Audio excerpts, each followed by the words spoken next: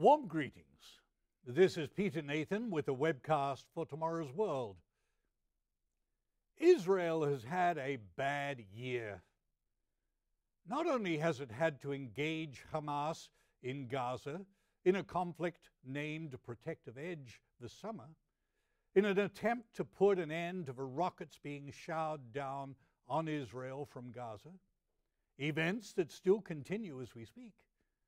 But Israel also now faces an increasingly rocky relationship with the European nations. Sweden's government has voted to recognize a Palestinian state, while the parliaments of Britain, France, and Ireland have all passed non-binding resolutions calling for the establishment of a Palestinian state.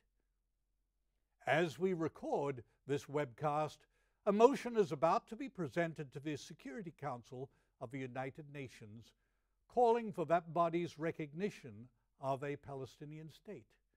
A vote that our Secretary of State, John Kerry, has said will be vetoed. Furthermore, the European Court ruled that the Europeans used a wrong basis by which to classify Hamas as a terrorist organization. While this may not eventually change the classification of Hamas as a terrorist organization, the ruling of the court is a public relations coup for the Palestinians and Hamas in particular. What succeeds for the Palestinians is a blow to the Israelis. Add to that a display hosted by the United Nations in Geneva, Switzerland, which literally accuses the Israelis of orchestrating a Holocaust against the Palestinians. News from Europe has not been music to Israel's ears. Since 1948 and the United Nations resolution to divide that area to enable the creation of the State of Israel as well as an Arab state, there has been no substantive progress on a Palestinian state. Firstly, after the initial hostilities between the Arabs and the Israelis, the Hashemite Kingdom of Jordan took the West Bank and the Egyptians the Gaza Strip. Those nations then ruled those occupied territories until 1967 and the Six-Day War. Since then, Israel has had to deal with an opponent who generally denies Israel's right to exist, even within secure borders, and fosters terrorism within Israel's area of control. The continued building of Israeli settlements on land that the rest of the world sees should be part of a Palestinian state exacerbates matters from the Arab perspective. It is to this end that the Europeans appear to be making a move to have a greater involvement in directing the peace process by tacitly recognizing the state of Palestine before a peace accord has been reached.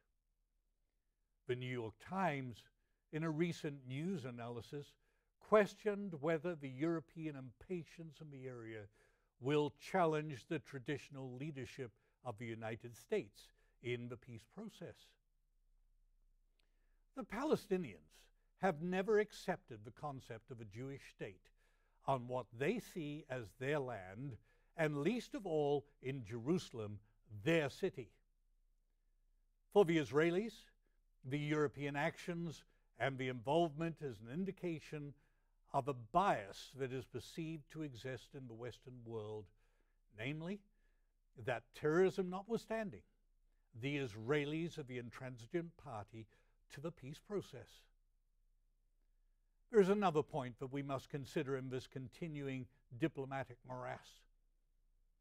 Jesus Christ made Jerusalem and the Temple Mount area the focal point of what is known as the Olivet prophecy recorded in the Gospel accounts.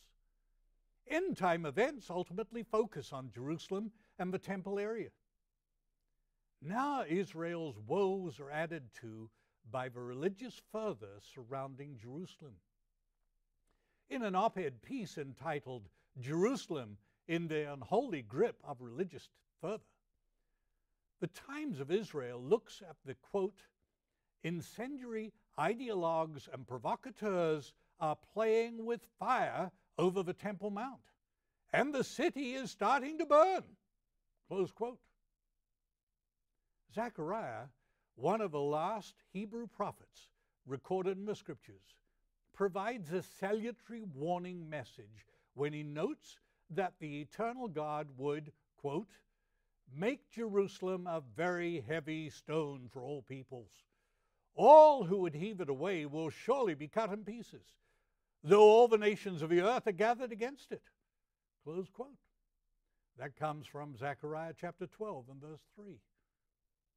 In our magazine, Tomorrow's World, we keep a very close eye on the developments in this area. My colleague Richard Ames addressed this subject in the September-October edition.